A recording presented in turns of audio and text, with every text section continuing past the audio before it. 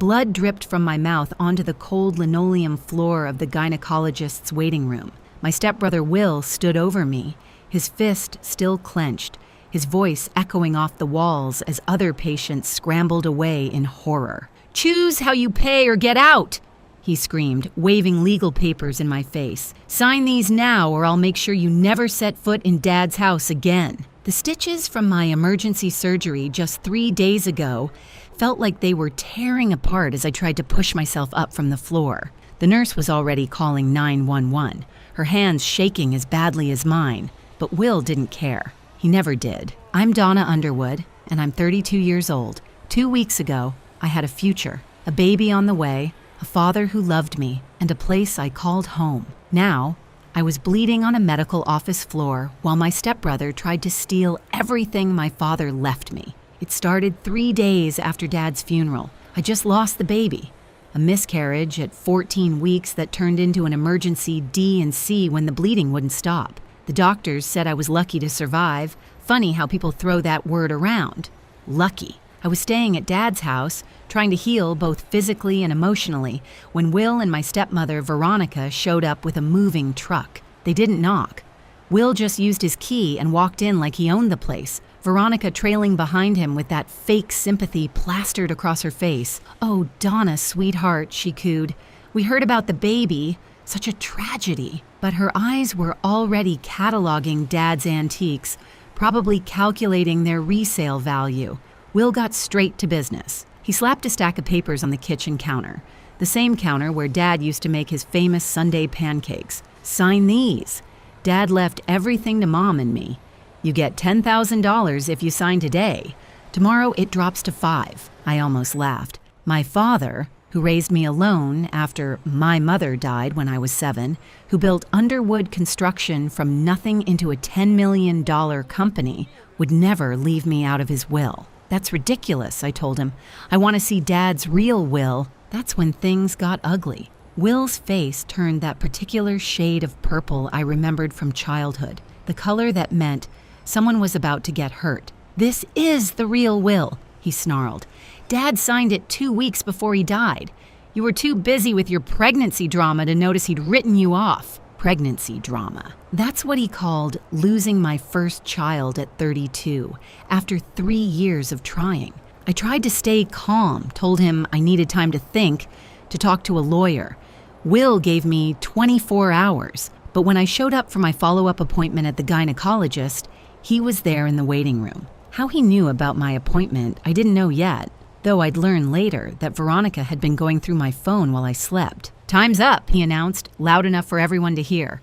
"Sign now or get out of the house today." I said no. That's when he slapped me so hard I hit the floor, tasting copper as blood filled my mouth. My ribs, still tender from the surgery, screamed in protest. He sneered down at me. "You think you're too good for 10,000? Fine.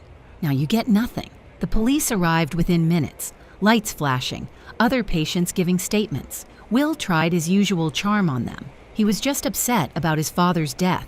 His stepsister was being unreasonable. Families sometimes disagree, but it's hard to explain away a woman bleeding on the floor with clear handprint across her face. They arrested him, but Veronica bailed him out within 2 hours. By the time I got back to Dad's house that evening, with my friend Margie driving me because I was too shaky to drive myself, the locks had been changed. My belongings were scattered across the front lawn. Clothes, books, photo albums, everything. The neighbor's sprinklers had already soaked half of it. But what broke me was seeing my mother's jewelry box, the one Dad gave her on their 10th anniversary, smashed open on the driveway, her pearls scattered like tears across the concrete. Before we continue, please subscribe and tell me in the comments where you're watching from and what time is it there. I see everything. Thank you so much for your support. Margie helped me gather what we could salvage from the lawn. She's 73, retired forensic accountant, sharp as a surgical scalpel, and she'd been Dad's friend for 20 years. "This isn't right, honey," she kept muttering as we picked up soggy photo albums. "Your daddy would never do this to you." She was right, of course. Dad had talked about his will plenty of times, especially after his first heart attack last year. He'd always said the same thing. Everything splits equal between you and the company employees' pension fund, Donna. Will and Veronica get the house in Florida and $100,000 each. Fair's fair. But Will had other plans. As we loaded my ruined belongings into Margie's ancient Buick, Mrs. Patterson from next door finally worked up the courage to approach us. She kept glancing at the house nervously, like Will might jump out any second. "Donna, dear," she whispered. "I didn't want to say anything at the funeral, but your father was very upset the week before he passed. He came to borrow my phone once, said he didn't trust his own anymore, said someone was listening." That night, sleeping on Margie's couch with an ice pack on my face, I couldn't stop thinking about Dad's final weeks. He'd been acting strange, secretive, paranoid even. I'd attributed it to his heart medication, but what if it was something else? At 3 a.m, I woke to the sound of breaking glass. Someone was trying to get into Margie's house. We called 911 and huddled in her bedroom with her late husband's baseball bat. But by the time police arrived, whoever it was had gone. They'd left a message spray-painted on Margie's garage door. "Stop digging, or next time we come in." Will showed up the next morning, all fake concern and barely concealed threats. "Heard you had some trouble last night," he said, leaning against Margie's doorframe like he owned that too. "Neighborhood's getting dangerous. Maybe you should think about moving somewhere. Safer. Like another state." Margie wasn't having it. "William Henderson." She used his full name like a weapon. "I've known you since you were 16 and stealing from your mother's purse. You don't scare me. Now get off my property before I show you what this old lady keeps in her purse." She patted her handbag meaningfully, and Will actually took a step back. After he left, Margie pulled out her laptop. "Honey, I did the books for your daddy's company for 15 years before I retired. Still have my access codes. Your daddy never was good about changing passwords. Let's see what Will's been up to." What we found made my blood run cold. For the past 5 years, Will had been bleeding the company dry. False invoices, shell companies, ghost employees. He'd stolen almost $500,000 just in the last year alone. The patterns were clever, almost invisible unless you knew what to look for. But Margie knew. "This is federal crime territory," she said, adjusting her reading glasses. "Wire fraud, tax evasion, the works. But honey, there's something else." She pulled up another screen. "These withdrawals started getting bigger about 6 months ago, right when your daddy's heart problems got worse." I remembered. Dad's medication had been changed 3 times in 6 months. Each time he seemed to get worse instead of better.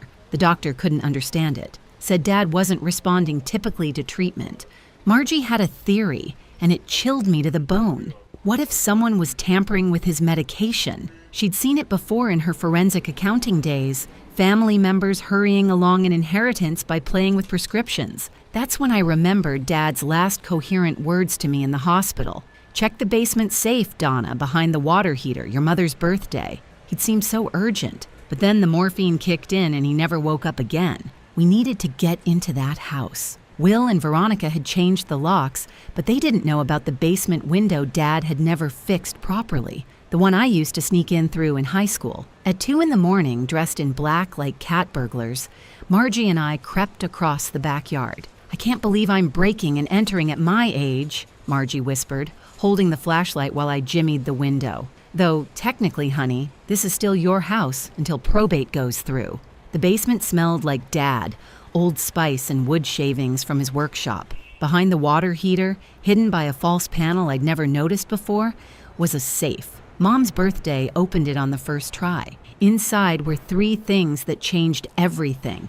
Dad's real will, properly notarized and dated just 1 month ago, a thick folder of evidence documenting Will's embezzlement, and a letter in Dad's shaky handwriting. "My dear Donna," it read. "If you're reading this, then my suspicions were correct. I've been feeling worse since Will started giving me my medications, insisted on helping after my last heart attack. I've been documenting everything. The company forensic audit is in this folder. Will doesn't know I hired an outside firm. I'm sorry I couldn't tell you. He monitors my calls. Trust Margie. Trust Gary Garrison. Don't let them win. All my love, Dad." My hands shook as I read. Will had been poisoning my father. Slowly, carefully, making it look like natural decline. And Veronica? I grabbed another folder from the safe. This one older, newspaper clippings, yellow with age. Oh my God, Margie breathed, reading over my shoulder. Veronica's first husband died of heart problems. Second husband, kidney failure. Third husband, stroke. All within 3 years of marriage. All left her everything. My father was husband number 4. We photographed everything. Then Margie noticed something else. Will's computer was still logged in upstairs. Quick look, she suggested, and we crept up the stairs. The house felt wrong without Dad in it, like even the walls knew something terrible had happened here. Will's email was a goldmine of stupid criminal behavior. Messages to Veronica. Old man took his pills like clockwork.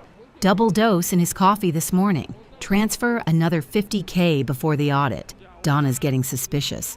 We need to move faster, but the worst was from 3 weeks ago. If we can't get Donna to sign, we'll need to handle her like we discussed. Handle me, like they handled Dad. If you're still with me, please hit that like button and subscribe for more stories.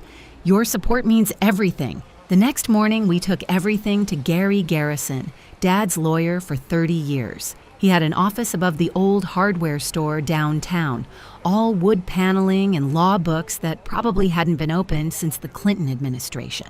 Gary was 72, supposedly semi-retired, but his mind was sharp as ever. "I knew it!" he exclaimed, slapping his desk so hard his coffee jumped.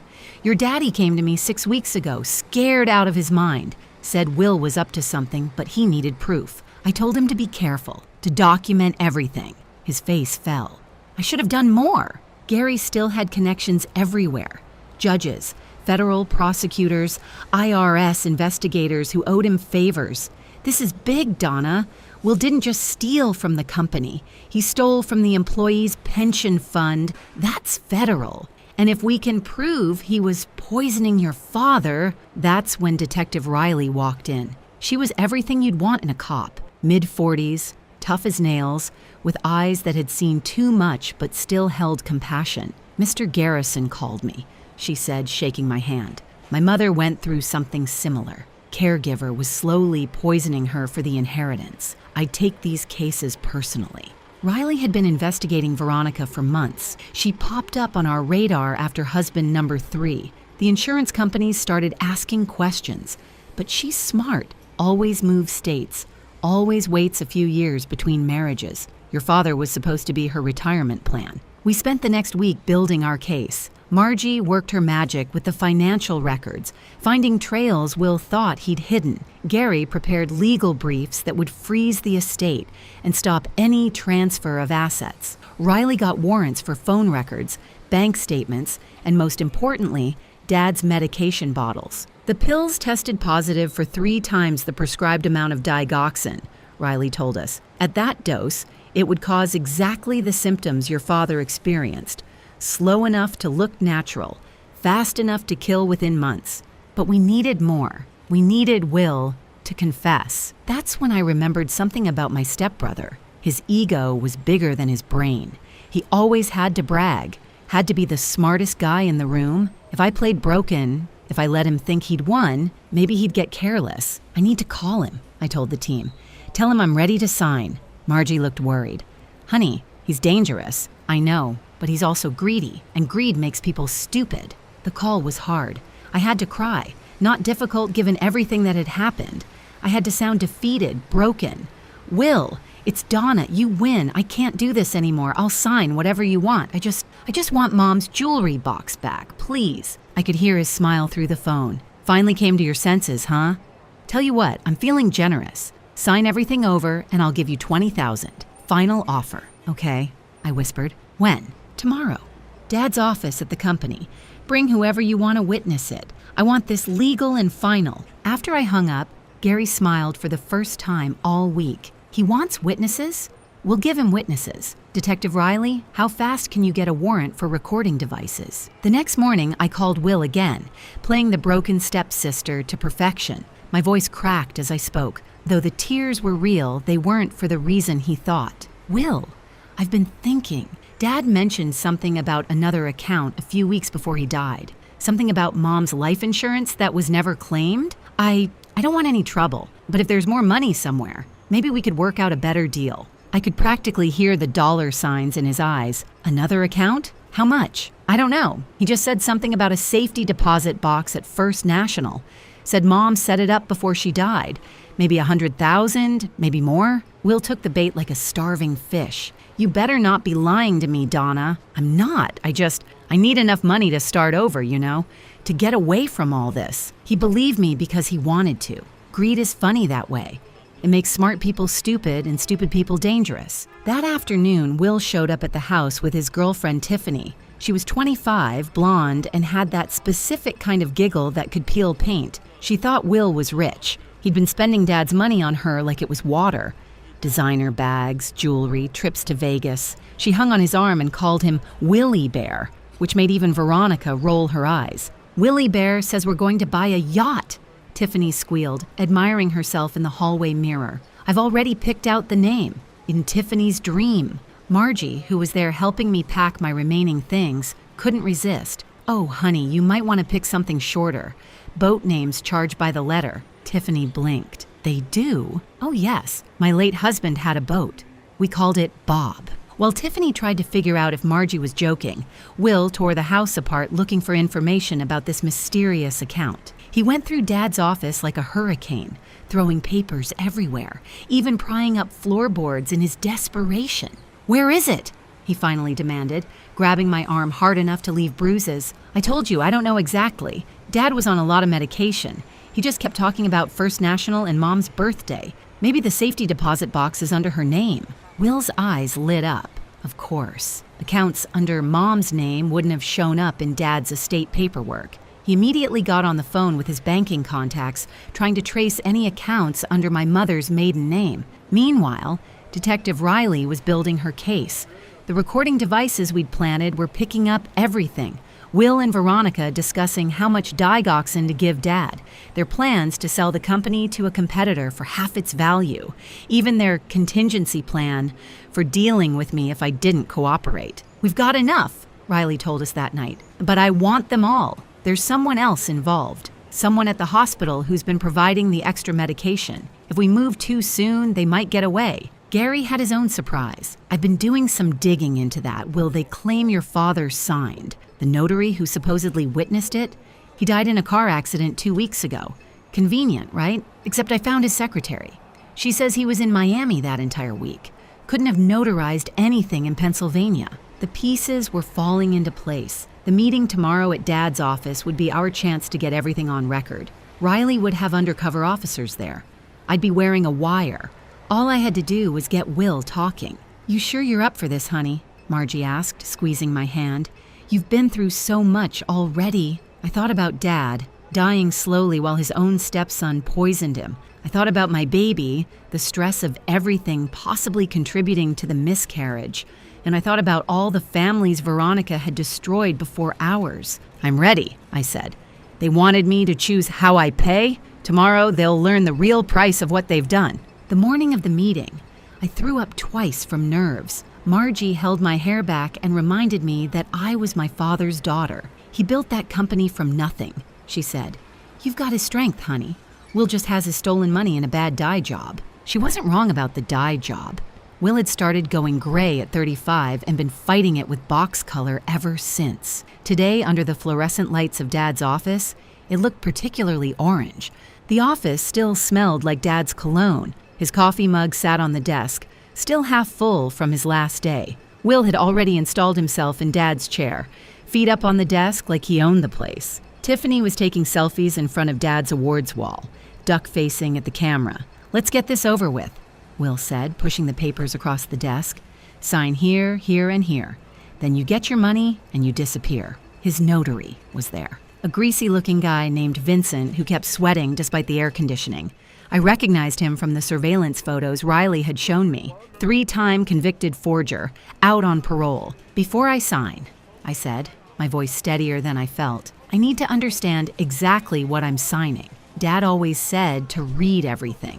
Will rolled his eyes. It's simple. You give up all claims to the estate, the company, everything. In exchange, you get $20,000 and we never have to see each other again. And what about the company employees? I asked. Dad had profit-sharing agreements with them. Not my problem anymore, Will laughed. Company's being sold tomorrow. Fitzgerald Industries offered $3 million. Could have gotten 10 if we waited, but I want this done. There it was, admission number 1. The Wire was getting everything. Veronica walked in then, carrying a bottle of champagne. For after, she said with a smile that didn't reach her eyes. She looked at me with fake concern. How are you healing, dear? That miscarriage must have been so traumatic. Stress can cause those things, you know. Maybe if you hadn't fought so hard about the will. I wanted to throw something at her, but instead I asked, "How long have you and Will been planning this?" She laughed, that tinkling sound that probably charmed my father initially. Planning what, dear? We're just following your father's wishes. Really? I pulled out my phone, pretending to check something, because I found some interesting emails between you two. Something about handling the old man dating back to last year. Will's face went purple again. You hacked my email? That's illegal. No. You left your computer logged in when you threw me out. That's just stupid. Tiffany looked confused. Willie Bear, what's she talking about? Nothing, baby. Just sign the papers, Donna. I picked up the pen, then paused. One more thing. How did Dad really die? Heart failure, Veronica said quickly. You know that. Right, heart failure. Nothing to do with the triple dose of digoxin you were putting in his coffee every morning? The room went silent. Even Tiffany stopped taking selfies. Will stood up slowly. You don't know what you're talking about, don't I? Old man took his pills like clockwork. Double dose in his coffee this morning. Those were your words, Will. In an email to Veronica dated 3 days before Dad died. Vincent, the fake notary, started edging toward the door, but I kept going. You killed him, Will, slowly, carefully, but you killed him. Just like Veronica killed her 3 previous husbands. Veronica's mask finally slipped. You can't prove anything. Actually, I can. The pills tested positive. The real Will is with Dad's actual lawyer. And that notary who supposedly witnessed your fake will, he was in Miami that week. Will lunged across the desk at me, but this time I was ready. I sidestepped, and he crashed into the filing cabinet. You little Willie Bear, Tiffany shrieked. What's happening? I thought you inherited everything. You said we were rich. We are rich, baby. She's lying. No, Will, you're not rich. You're a thief and a murderer.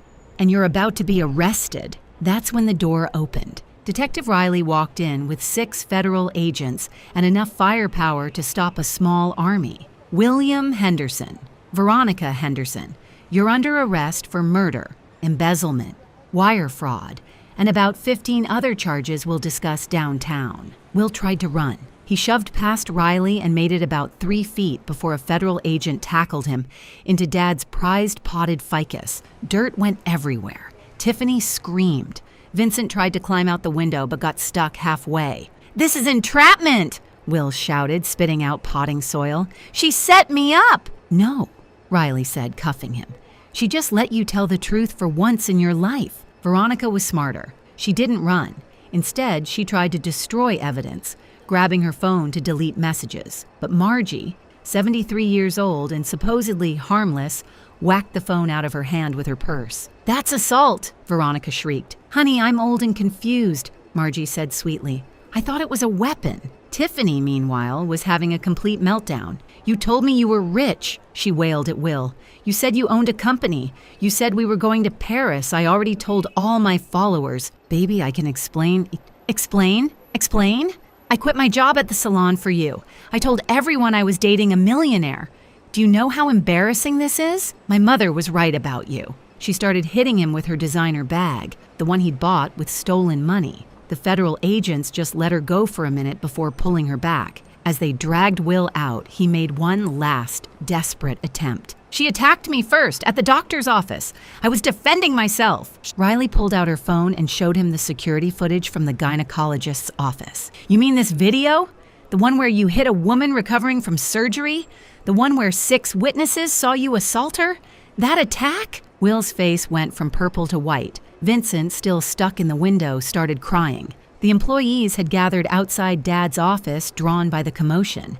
When they saw Will in handcuffs, some started crying, but they were tears of relief. Margaret from accounting actually applauded. Is it true? Asked Tom, Dad's foreman for 20 years. Did he really kill Mr. Underwood? I nodded. and Tom had to be physically restrained from going after Will. That man gave me a chance when no one else would. He paid for my daughter's cancer treatment. That's when I learned just how many lives my father had touched.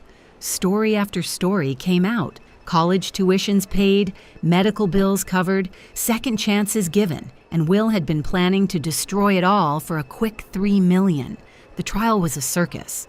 Will tried 3 different lawyers, each one quitting when they realized how much evidence we had against him. The financial crimes alone would have put him away for 20 years. But the murder charge, that was different. The prosecutor laid it out beautifully. Will had been stealing from the company for 5 years, but when Dad started getting suspicious, he needed a permanent solution. Enter Veronica, who'd been down this road before. The defendant's stepmother, the prosecutor announced, has a very interesting history with husbands and heart conditions. He pulled up a chart. Husband number 1, Robert Miles, died of a heart attack after 2 years of marriage, left her $500,000. Husband number 2, Anthony Garrett, kidney failure after 3 years, left her $1.2 million. Husband number 3, Peter Kalinsky, stroke after 18 months, left her $2 million. And then we have victim number 4, Douglas Underwood, net worth approximately $10 million. Cause of death, digitalis poisoning, administered over 6 months. The courtroom gasped. Tiffany, who'd been subpoenaed to testify, took the stand in an outfit more appropriate for a nightclub than a courtroom. Her testimony was unintentionally devastating. Will told me his stepfather was dying anyway, she said, examining her nails. He said they were just helping him along so he wouldn't suffer. He said it was merciful. But he also said we'd have $10 million. So I didn't ask questions. Was I supposed to ask questions? My last boyfriend said I asked too many questions. Will's face during her testimony was something to behold. Every time she opened her mouth, his lawyer looked like he wanted to crawl under the table. But the real bombshell came when they found Veronica's storage unit. She'd kept trophies, items from each dead husband. Wedding rings, watches, and most disturbing medical records showing she'd researched their conditions extensively before marrying them. She targeted men with heart conditions, specifically because the medications were easier to manipulate. My father's medical records were there too, annotated in her handwriting. Increase Tuesday dose, switch Thursday pills, final increase next week. She'd planned his death down to the day. Then Gary took the stand with Dad's real will and the letter he'd left me. The judge actually had to call a recess when he read the part about Dad knowing he was being poisoned but wanting to gather enough evidence to protect me. He died getting justice for his daughter, Gary said, his voice breaking. He knew what they were doing, but he also knew if he acted too soon, they'd find another way to hurt Donna. So he endured it. He gathered evidence. He died a hero. The foreman from Dad's company testified about the employee pension fund that Will had been draining. Mr. Underwood promised us that money for our retirements. Some of us worked there for 30 years.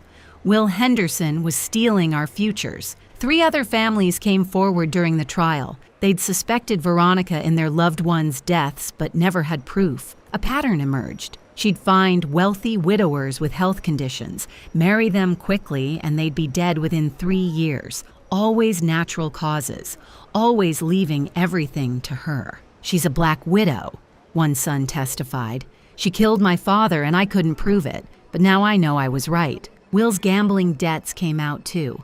He owed almost $1 million to some very dangerous people. That's why he was so desperate to sell the company fast. The prosecution presented text messages from someone named Big Eddie, promising to break Will's kneecaps if he didn't pay up. So you see, the prosecutor concluded, William Henderson didn't just steal from a company. He didn't just murder a good man. He betrayed a father who'd raised him, destroyed a family, and tried to rob honest employees of their futures, all for greed. The jury deliberated for exactly 43 minutes. Guilty on all counts. Will got 25 years for the federal charges plus life for the murder. When they read the verdict, he actually fainted, had to be carried out on a stretcher. Tiffany, watching from the gallery, stood up and announced, "I'm totally writing a book about this. I dated a killer. Somebody call Netflix." Veronica got 30 to life for multiple murders. When they sentenced her, she didn't flinch, just smiled that cold smile and said, "I'll appeal." She won't win. Vincent, the fake notary, got 5 years for fraud and immediately offered to testify about every other crime Will had involved him in. Turns out, Will had been running a whole side business and forged documents. Another 10 years got added to his sentence. But justice wasn't just about punishment. It was about restoration. The company was saved. Without Will's theft and with proper management, it was actually worth more than we thought, closer to $15 million. The employees got their pension fund restored with interest. Margaret from accounting cried at her desk for an hour when she found out she could still retire next year. Dad had left me a letter with Gary to be opened only after the trial. Inside was a key and an address I didn't recognize. "Your father set this up years ago," Gary explained. He knew Will was troubled, knew Veronica was dangerous. This was his insurance policy. The address led to another safety deposit box, this one at a bank across town. Inside was $2 million in bonds and a note for my grandchildren. I may not live to meet them, but I wanted them to know their grandfather loved them. Tell them about their grandmother too.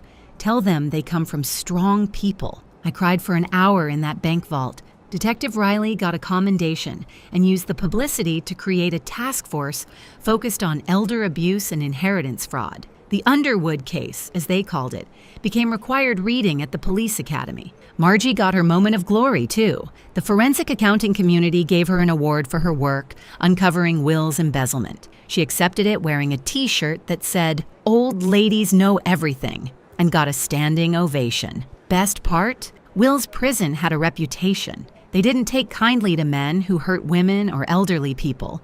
Will had done both. His fellow inmates made sure he understood their displeasure daily. He wrote me a letter 6 months in, begging for forgiveness, claiming Veronica had manipulated him, that he never meant for things to go so far. I sent it back unopened with a note. Return to sender. No such person at this address. 6 months after the trial, Underwood construction was thriving. I'd learned Dad's business from the ground up, and it turned out I had his instinct for it. We landed a contract to build the new children's hospital, something Dad had dreamed about for years. The morning we broke ground, I stood where Dad would have stood, wearing his old hard hat. Tom the foreman squeezed my shoulder. He'd be so proud, Donna. I'd also found love in the most unexpected place. Dr. Nathan Brooks had been my emergency physician the night of the miscarriage. He'd testified at the trial about my injuries, both from the surgery and from Will's attack. Afterward, he'd checked on me, made sure I was healing. Coffee turned into dinner.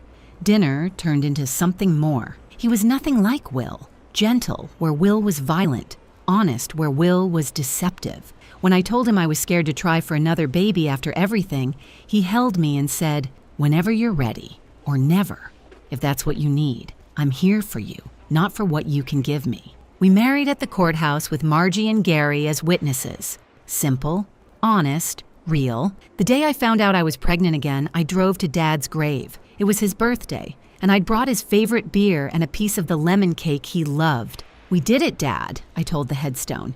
"We got them.